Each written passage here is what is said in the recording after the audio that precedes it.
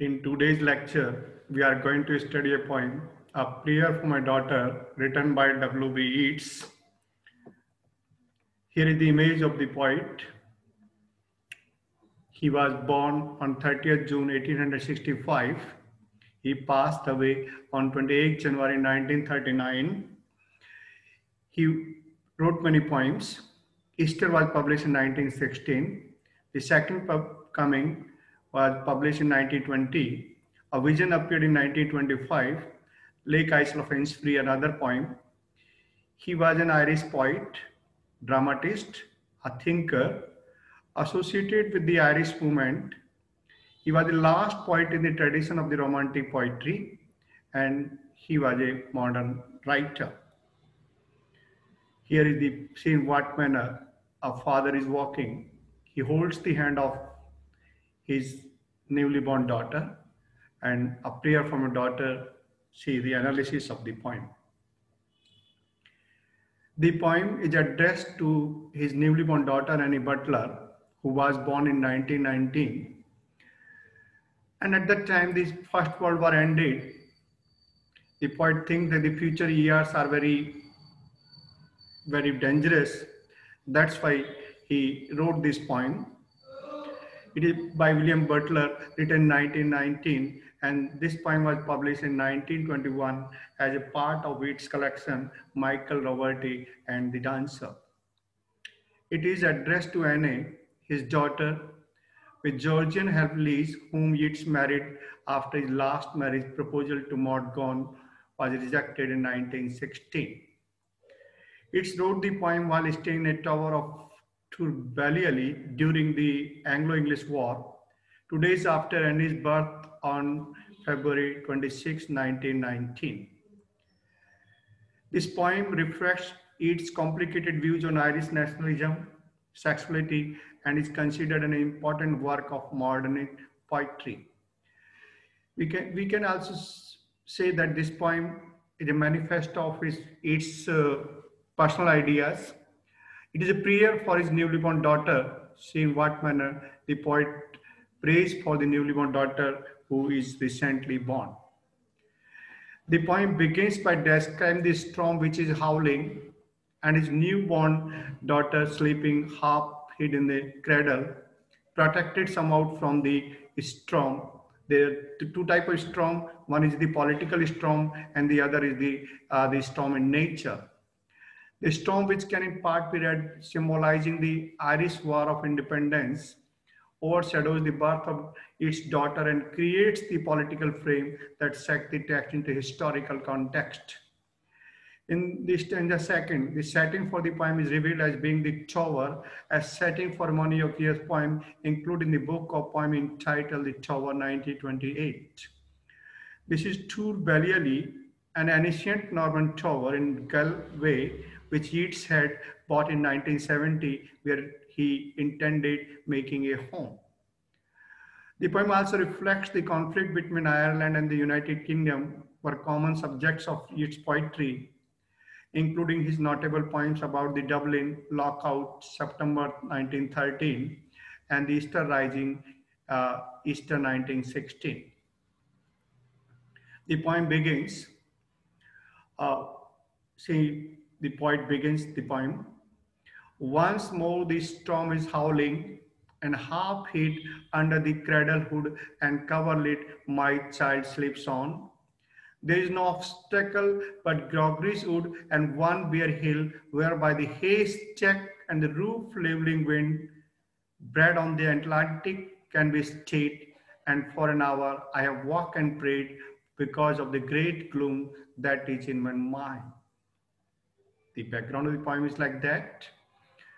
The poem is addressed to his newly born daughter Annie Butler, and the poet is afraid about the future years which are full of danger. And the poet notices there is one storm is howling. The storm is taking place. It is making noise. And there are two types of storm. One is the political storm, another is the storm in nature. And the poet says that his newly born daughter is sleeping in the cradle and she is half covered by the sheet and she is sleeping. The poet also described the storm that has taken birth in the Atlantic Ocean. He said that the storm is powerful. It's so powerful that it can bring the roofs to the ground, roof leveling wind. And he says that there is no obstacle, but there is a Grogrizut, the storm that has taken birth in the Atlantic Ocean. It is powerful. There is no obstacle in its way. Only there is a wood, namely Grogri, and there is a barrel that can check the speed of the storm. Otherwise, the storm is powerful and it can bring the roofs to the ground. And and for an hour I have walked and prayed because of the great gloom that is in my mind. The poet imagines that the future years are coming, they are dark, and for the last 1 hour, the poet said he's walking and he's prayed certain values, certain things for his newly born daughter. I walked and prayed for this young child an hour and heard the sea wind screams upon the tower and under the arches of the bridge and scream in the elms above the flooded stream, imagining an excited reverie that the future years had come, dancing to the Frenching drum uh, out of the murderous innocence of the sea. See in what manner the poet described the power of the storm. That for the last 1 hour he's walking and he's praying for the safety of his newly born daughter, and says that the sea wind, the storm that has taken birth, is so powerful that it is making noise, that it is came upon the tower, it is striking against the tower, against the building, and it also passes under the bridges and scream in the elms above the flooded stream. Everywhere we can hear the noise of the stream, the storm, in what manner it is causing disturbance in nature. A flooded stream, and in that situation, the poet imagines an excited reverie that the future years had come. When the poet notices the storm in nature, that roof leveling wind is there, it is passing under the bridge, and it making noise, and the poet realizes the future years, the barbaric years has come and dangerous years has come, and that's why he said that the dancing to a Frenching drum out of the murderous innocence of the sea. The poet said the storm is innocent because the storm does not know its power, that it is so dangerous. That's why the poet says that it is innocent. At the same time, so the murderous innocence of the sea, that the storm is so powerful that it can bring havoc in nature, it can bring destruction in nature, and the poet describes the power of nature, the power of the storm.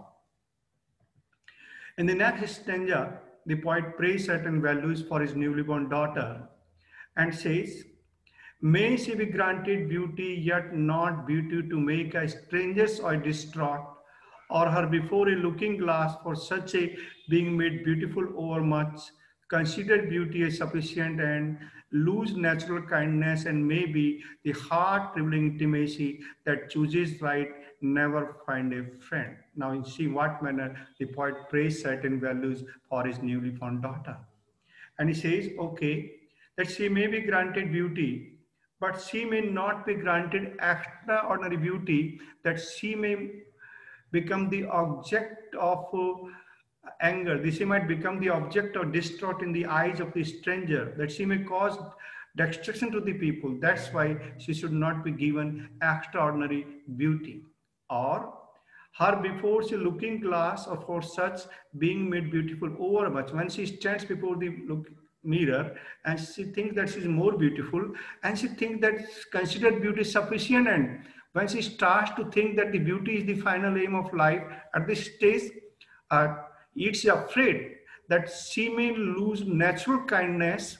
In the state when she would think that the beauty is the final purpose of life, in the eyes of the poet, that she might lose the natural quality of kindness, maybe the heart revealing intimacy. She may also lose the quality of intimacy that is given by the heart. And in that condition, what may be that chooses right and never find a friend. In that condition, when she would think that the beauty is the final purpose of life, the final aim of life, and in that condition, she would not be in position to choose a right kind of friend.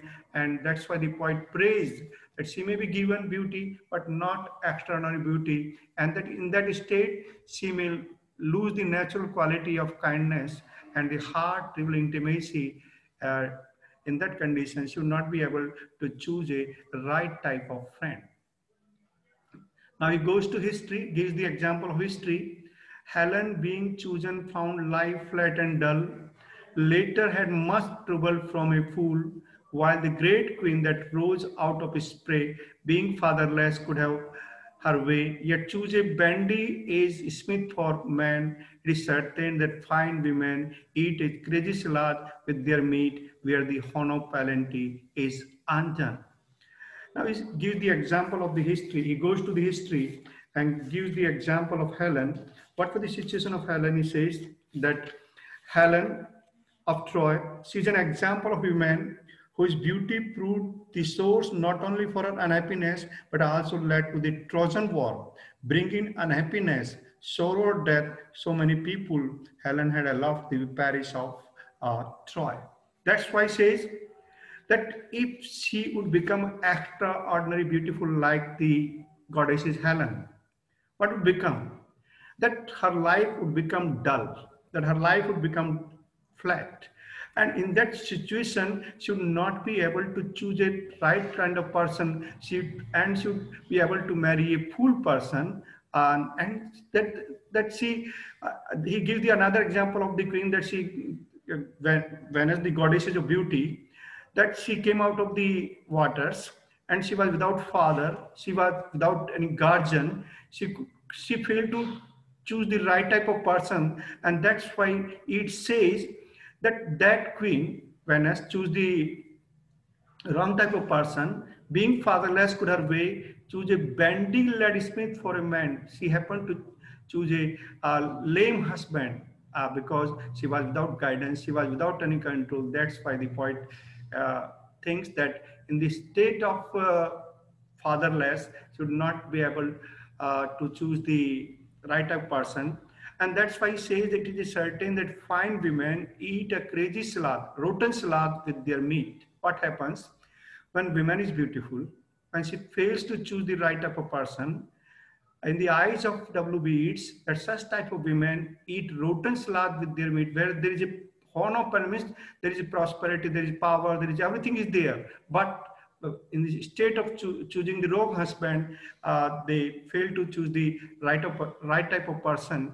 And W. Yeats believes that such type of women eat rotten salad with their meat, and he does not support that she might be granted beauty, which would cause the problem in her personal life. Next, the poet says, in courtesy I have her chiefly learned, hearts are not a headed gift, but hearts are earned. But those that are not entirely beautiful, yet many that have played the fool, for beauty's very self, a charmed voice, and many a poor man that has rode loud and though himself beloved, from a glad kindness cannot take his eyes. That the poet further prays for his daughter that she might be given the quality of courtesy. And she must learn the quality of courtesy because hearts are not the gift which can be exchanged to anyone, which can be given to any person. Hearts are earned, means love is earned, but by those that not are entirely beautiful. W. It says that those women who are not beautiful, they were also successful in choosing the right type of person. But there are so many women who have played with the fool person, for beauty is very self and charmed wise, and many poor men that is robbed, and the life of the many persons have been deserted by such type of women. Loved and thought himself beloved, from a glad kindness cannot take his eyes. Poet further says that when she possesses the quality of kindness, she should be able to choose the right person. Otherwise, she would not be able to choose the right type of person. Next, the poet believes and the poet thinks, may she become a flourishing hidden tree, that all her thoughts may like the lenient bee, have no business but dispensing round their magnitudes of sound, but not in merriment begin a chase, nor but in merriment a quarrel, or may she live like some green laurel rooted in one dear perpetual place. In what made the poet imagine certain qualities for his newly born daughter, that she may develop, she may flourish like a hidden tree, that all her thoughts may like the linnet be, that her thought should be like the song of the linnet. What does the poet wants to say? The poet wants to say that her growth should be like a tree, like a flourishing hidden tree, and there is a bird linnet. When the bird linnet sing, it is not seen, but her song is heard. In the same manner, the poet wants that her daughter might flourish and her ideas should be listened, her ideas should be taken care, but have no business but in dispensing round their magnificence of sound, but not merriment begin and chase. The poet further advises that she should not indulge herself in the competition of beauty, being a chase, not in merriment and quarrel. She should not quarrel over the sense of beauty, but may she live like some green laurel rooted in someone dear perpetual place. See, what does the poet desires? What does the poet wants? What does the poet praise? The poet prays that she must be fixed to one person, just like a laurel tree, which is rooted to one dear place and it cannot be removed. In the same manner, the poet prays for his newly born daughter that she may love one person and her life should be rooted, fixed, should be permanent to one permanent place. She must not indulge in the competition, in the chase of beauty, in the chase of any type of beauty competition. Now the poet directly addresses Maud Gonne.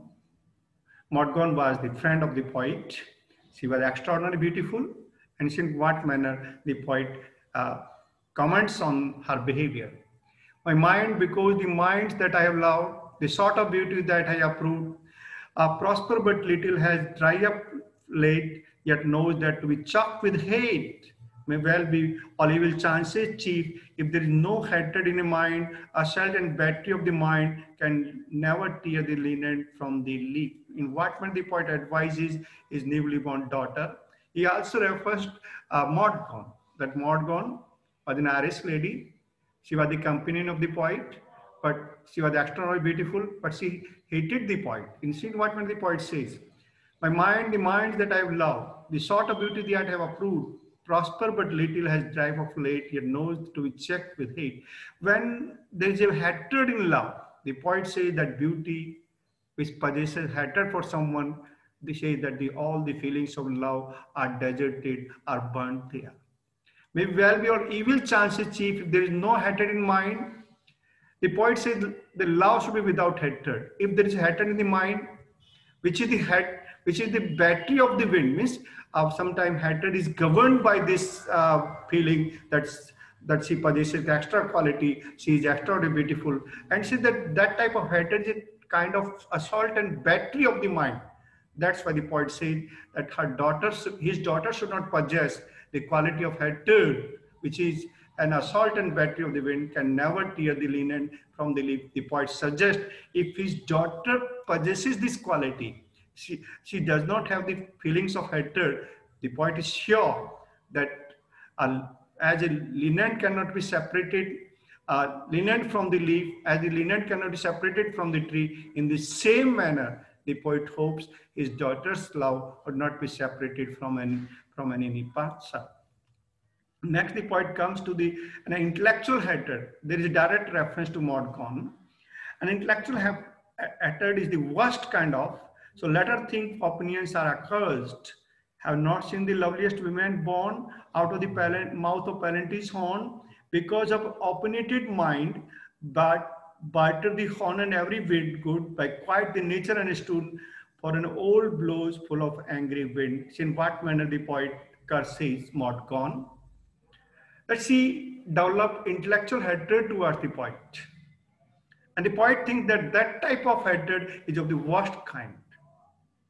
And the poet also suggests that his daughter should not develop intellectual hatred for any person. The poet is sure. Okay, opinions are different, no doubt. But I have not seen the loveliest women born out of the mouth of Palantir's horn. The poet raises the question whether he has not seen the most beautiful women in this world. He said that she was, because of her opinionated mind, she said that she was very type of crazy lady. And barter the horn and every good, with quiet nature stood for an old blows full of angry wind. The poet comments on her behavior that she was an old woman full of angry wind.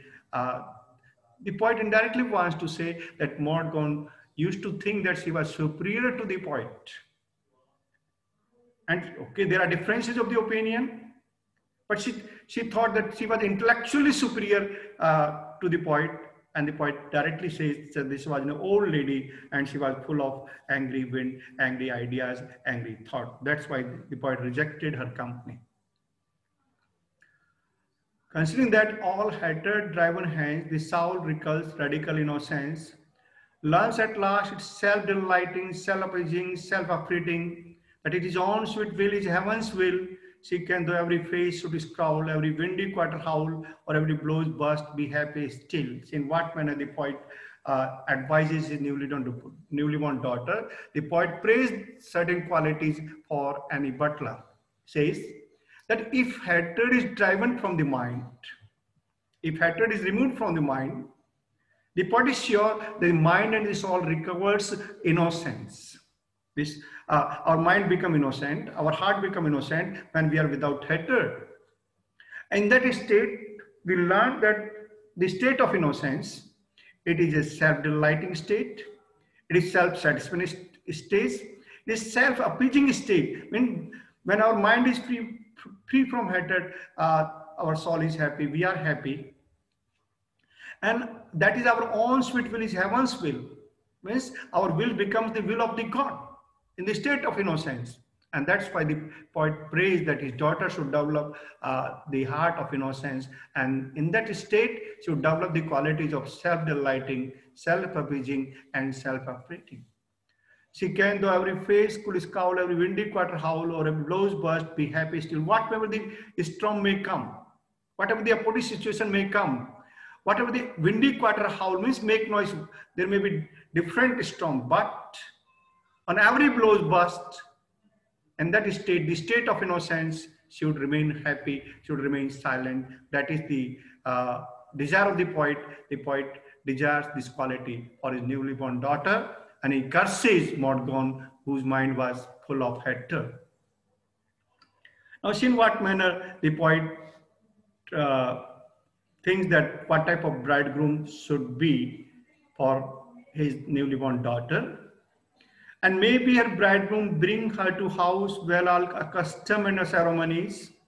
For arrogance and hatred are the wears peddled in the thought fears. How would in custom in ceremony are innocence and beauty born? Ceremony's name for the rich horn, custom for the spreading laurel tree. The poet thinks, the poet believes that his daughter and the butler should be married to a person. To be married should be married in a family where all customs and ceremonies are observed. Hence, a bridegroom should follow the customs and ceremonies of the society of the family. He says, for arrogance and hatred are the wears, means dresses, peddle in the thought fears. Those people who live a life of arrogance, those people who live a life of pride and hatred. W. Beats believes that these are the dresses, wears of those persons who peddle in the streets, means they're the low-level people. W. Beats wants to say that a life of arrogance and hatred is the life of those people who walk in the streets. How but in custom and ceremony are innocence and beauty born? There is question mark. The poet is confident. The poet is sure when customs are observed fully, when ceremonies are observed fully, in that state, the innocence and beauty of the mind take place. Innocence of the heart, beauty of the ideas come forth. WB wants that his daughter should be married to a family where customs and ceremonies are observed, and he believes that in such a life, the innocence of mind develops, the beauty of mind develops, takes birth. The innocent beauty takes birth in that situation where customs and ceremonies are followed naturally, traditionally. He believes, the poet believes, ceremony is named for the rich son. WB thinks that where ceremonies are observed, where ceremonies are celebrated, where is a rich plenty, where is power, where money, where prosperity is there. And customs for the spreading laurel tree, and custom are just like the tree, laurel tree is spreads day by day. The poet wants to say the ceremonies and customs are the foundation stones of our life, of our society. That is why he suggests, he believes, he prays that his daughter should be married to a person where ceremonies and customs are natural. In that situation, the feelings of innocence, the ideas of beauty comes together, and say that the ceremony is the type of name which brings prosperity. Our customs are a type of that functions which spread day by day like the laurel tree. See, in this manner, the poet is talking about the birth of his daughter and a butler. He prays certain values for his daughter. He says, okay, in the first stanza, he's talking about the storm of the nature, and the storm, the political storm. The First World War ended, and the poet is afraid that the future years, the barbarous years has come. The years of madness has come. That is why he prays certain values for his newly born daughter. He said that, okay, she may be granted beauty, but not external beauty. Otherwise, she would become the target of anger. She would become the target of distraction. That's why he does not support the idea of external beauty. Then he says that, okay, that where the traditions and of customs are observed fully, and that situation, our mind is innocent, our feelings are innocent. That is why the poet prays that his daughter should be married to a person where traditions and customs are observed naturally. Thanks.